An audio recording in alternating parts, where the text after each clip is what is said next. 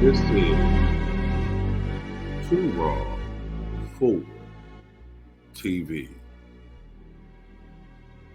So before I get into this video, I want to give a big shout out to Dominique for the $100 donation via the PayPal. Much respect to you for showing love to Too Raw for TV.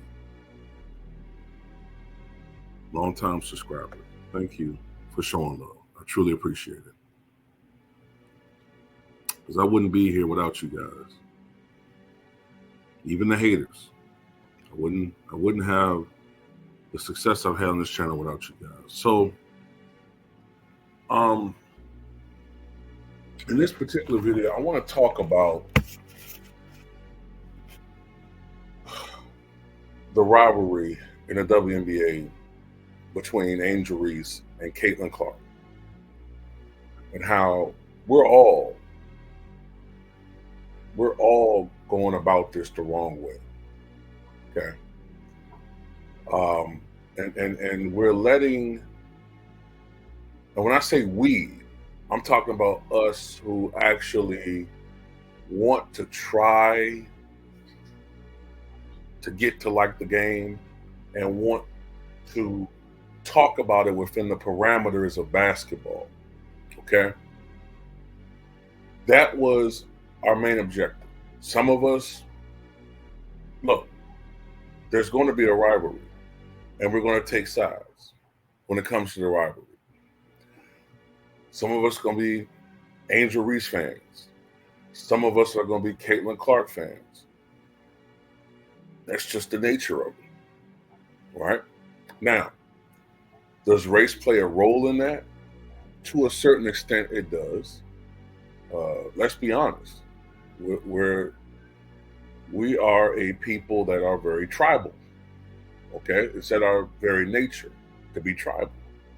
But at the same time, we should be more sophisticated in our thinking to only have that aspect be the determining factor into whether we root for or root against a player. Because if that was the case, then Jackie Robinson wouldn't have been as beloved as he was. If that was the case, then Willie Mays would not have been as venerated as he was throughout his life.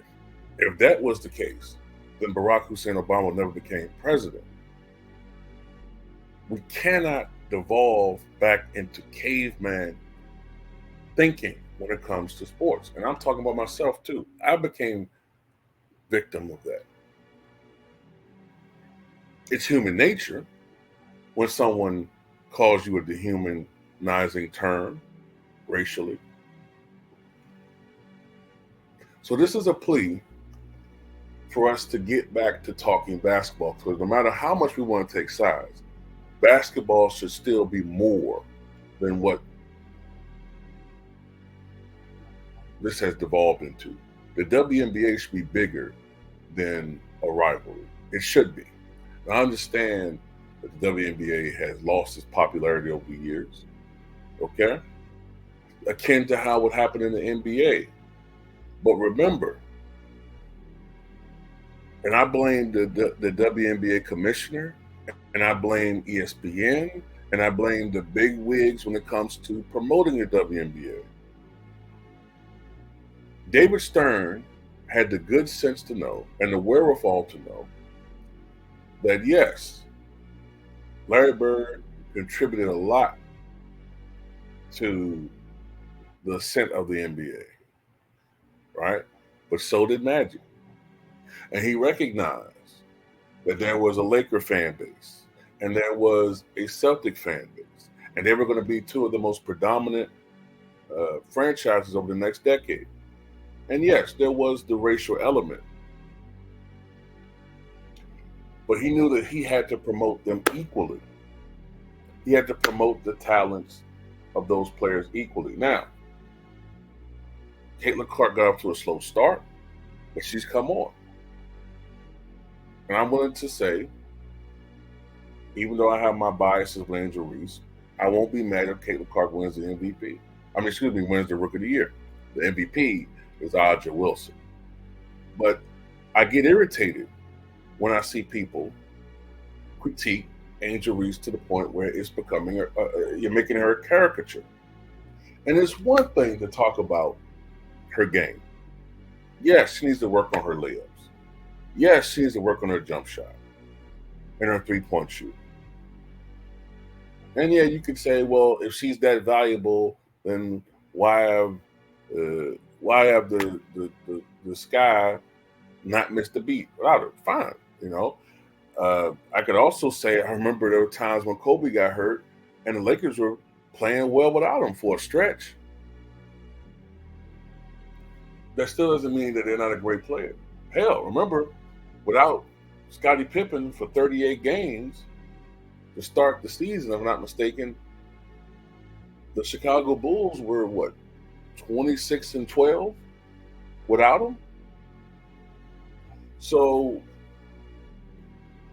that doesn't mean that Scottie Pippen wasn't a Hall of Famer.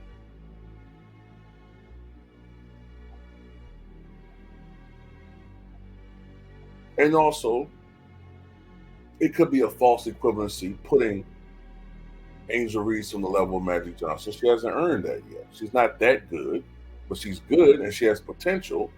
And she's done something that rookies haven't done. She set an NBA record, a WNBA record in her rookie year. And she still averaged, I believe, 13-13 her rookie year. That means something.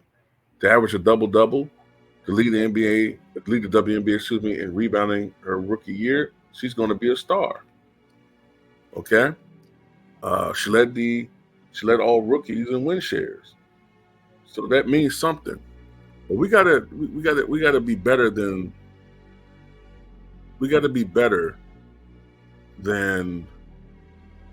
the low common denominators out there.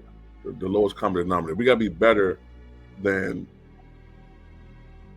the scumbags out there that are making about more than basketball. Now look, are there people out there that hate on Caitlin Clark? Yeah, there are. There's people that question whether she's actually a woman. They question her skills. They question a lot of stuff about her, right? In the media, Stephen A. Smith go in on them. Fine. But my issue is, where is the mainstream media energy for the ravenous Angel Reese haters who are Caitlin Clark fans? You got, obviously, the racists out there that have stalked this woman, that have said racially charged things to her, that put out AI images of her, totally inappropriate, sending to family members, right? Saying blatantly racist stuff about her in the comment sections. And it's not just them. You have people who should know better, people who are black. They're going around saying disgusting things about her. And then, to be fair, there are black people who say things about Caitlin Clark that makes no sense. So we all gotta be better, man. You know what I'm saying? We can't